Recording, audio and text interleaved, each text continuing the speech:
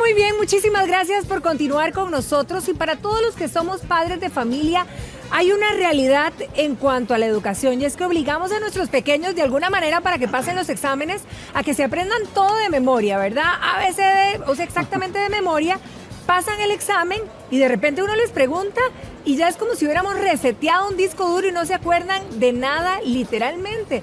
Así que quizá es momento de dar un giro de cómo los chicos aprenden, y hoy precisamente por eso tenemos al experto en educación y coach internacional, Emilio Torres, que viene desde España. Emilio, un placer tenerte aquí. Muy buenos días. Patricia, ¿qué tal? Bueno, contanos, ¿cómo lograr que los niños aprendan y que verdaderamente aprendan en el aula, en el día a día, verdad?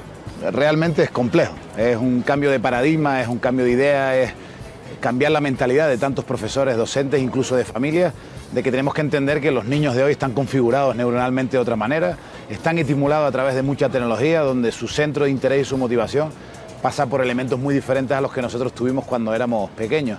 Y ahí estamos con una propuesta muy interesante en la que creemos que la escuela tiene que cambiar, centrando el interés desde la experiencia del propio niño en el aula, en el que él ya no es, como decías tú, un ser inerte espectador de su aprendizaje, donde él únicamente lo que tiene que hacer es memorizar, sino darle participación desde modelos muy interesantes en el que él se sienta partícipe de lo que está aprendiendo, el error como parte del aprendizaje y el conflicto como una oportunidad tremenda para hacerlos crecer en ese laboratorio de la vida que es la escuela. Por supuesto. Ahora, los padres tenemos en este proceso muchísima influencia, ¿verdad? Sí. Y entonces quizá como que nos digas, como para abrir los ojos nosotros de los errores que más cometemos nosotros como papás cuando estudiamos con ellos o cuando les exigimos, ¿verdad? Que estudien de cierta manera. Nuestro consejo a las escuelas cuando comunican a los papás es que tenéis que trabajar desde una óptica en la que el papá tiene que entender que la escuela no puede ser lo que ellos tuvieron cuando eran pequeños. Por tanto, ahí la escuela ya no puede seguir midiendo el aprendizaje por la memoria. Sí. Hoy en día ya la memoria no es necesaria porque estamos en un momento apasionante y es que la información está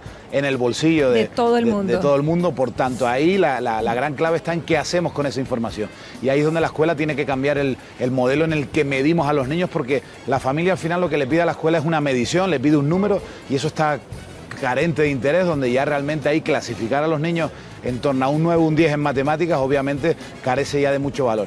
La familia tiene que abrir la mente y entender que la escuela tiene que ser un lugar experiencial que lo que haga es preparar a los niños para las oportunidades de hoy, y hoy en día ya nadie tiene trabajo por memorizar contenido, ya hoy alguien tiene trabajo por comunicar, por expresar, por razonar, por ser capaz de utilizar la información, y ahí es donde la escuela tiene que cambiar completamente su modelo. ¿Y cómo hacemos, digamos, cómo hacemos para que reflexionen, razonen con toda esa materia o con toda esa información, como bien dices, porque a veces la tienen y no tienen ni la menor idea de cómo ponerla en práctica? Sí. Fíjate que estamos trayendo una propuesta muy interesante, es una plataforma digital para aprovechar la tecnología y llevarla al aula, porque a veces creemos que la tecnología es el demonio en las escuelas porque los distrae. Hay que sacarla, pero obviamente ofrece una oportunidad de adaptarse al ritmo de aprendizaje de cada niño. La hemos llamado Progrentis, en la que trabajamos las destrezas completas que un niño necesita para un uso eficiente de la información. La vida va de resolver problemas. Ahora, Emilio, una de las cosas, mencionaste matemática, y es que matemática se me viene porque es la materia que muchos le tienen pavor, ¿verdad? Porque la tenemos estigmatizada de alguna manera. ¿Cómo manejar eso en nuestros hijos? ¿Cómo de repente donde están teniendo algún tipo de problema con una materia, que no la rechacen?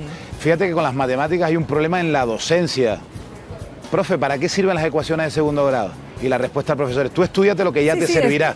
Los niños no entienden para qué estudian lo que estudian, y hay que pasar por los proyectos de comprensión. Si yo sé que lo que hago tiene sentido y utilidad en la vida, porque yo genero una práctica muy asociada a la realidad, obviamente el alumno va a generar un interés mayor en torno a lo que está aprendiendo. Pero ¿quién lee o estudia algo que no tiene utilidad, o que no lo comprende, o que es abstracto para su vida? Ni los niños ni los mayores. Por tanto, la escuela está muy centrada en el procedimiento y se está olvidando de la comprensión de los términos. Por tanto, ahí la propuesta tiene que ser unir más, romper esa burbuja de esas escuelas que cuando los niños entran parece que pasan por un túnel del tiempo y vuelven atrás 30 años. Por tanto, la escuela tiene que unir mucho lo que está ocurriendo fuera en este momento.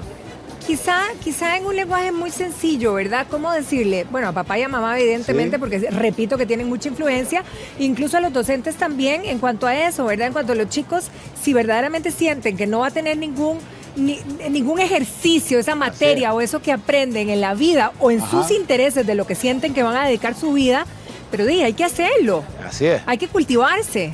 Ciertamente la experiencia de aula pasa por el aprendizaje en grupo, aprendizaje cooperativo, darle la participación al alumno, que se pueda él autocorregir, que él pueda generar procesos de reflexión que pueda compartir y cambiar las prácticas educativas. Podemos trabajar las reglas de tres, la proporcionalidad en la pizarra o pedirles que hagan un menú, se vayan a un supermercado, calculen cantidades y generen una receta para invitar a cenar a su novia. Es mucho más apasionante unas matemáticas aplicadas.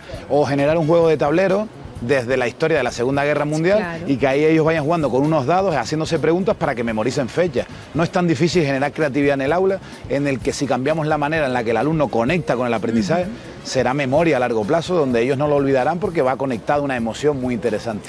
Quizá en esta línea o en esta corriente, ¿verdad? ¿Cómo sería la manera más correcta o más sana, si pudiéramos decir eso, para corregir a nuestros hijos? La primera es entender que cada niño es inteligente, pero de una manera diferente. ¿Qué daño nos ha hecho el coeficiente intelectual creyendo que todos los niños o son o no son inteligentes? Sí. Desde el momento que entendamos que cada niño es único y tiene una manera de ser inteligente, hay niños que necesitan moverse, hay niños que necesitan tocar, hay niños que necesitan expresar lo que están aprendiendo y no por eso son más o menos inteligentes que el que tienen al lado. Por tanto, en un salón de clase con 25 niños, entender que todos aprenden de manera diferente. Y en casa, para esos papás y mamás que tienen 2 o 3 niños, aun educados de la misma manera, entienden que son diferentes. Totalmente. Y las oportunidades son las mismas, pero es que el código genético, el procesamiento neuronal de cada niño varía. Por tanto, ahí tenemos que entender que cada niño aprende y tiene que tener oportunidades en una vida académica a 15 años, pues de formas diferentes. Ahora, ¿qué pasa, por ejemplo, con nosotros los papás? ¿Qué consejo también nos pudiera dar con respecto a esas habilidades o destrezas que pueden tener nuestros hijos, verdad?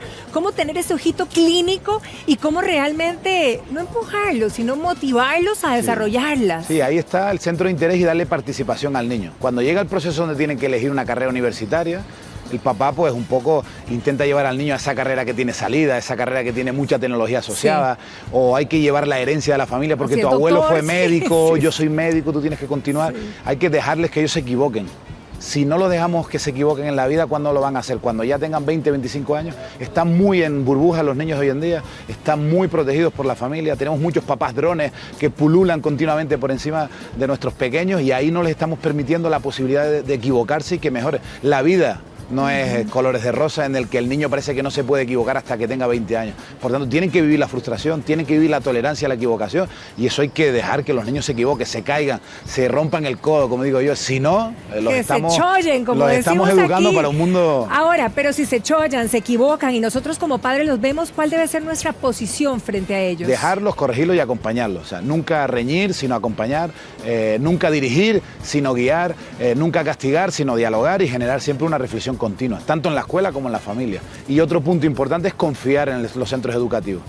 Ciertamente cualquiera desde fuera puede criticar, todos hemos pasado por la escuela y podemos tener una opinión en torno a cómo creemos que tendría que ser la educación, pero si trabajamos adultos en coordinación familia y escuela, el niño es el beneficiado. Emilio, muchísimas gracias. Gracias por toda esa información que pudimos sacar, que esperemos que muchos papás, ¿verdad?, realmente la pongan en práctica y de verdad que se dé ese giro en algún momento, ojalá en esta generación. Gracias, ojalá Patricia. Que sí. Gracias. Que tengas un feliz viaje y en la próxima visita te esperamos aquí también. Volveremos, sí. Muy buenos días. Chao. Nosotros continuamos y está Vicente con algún otro tema. Vicente.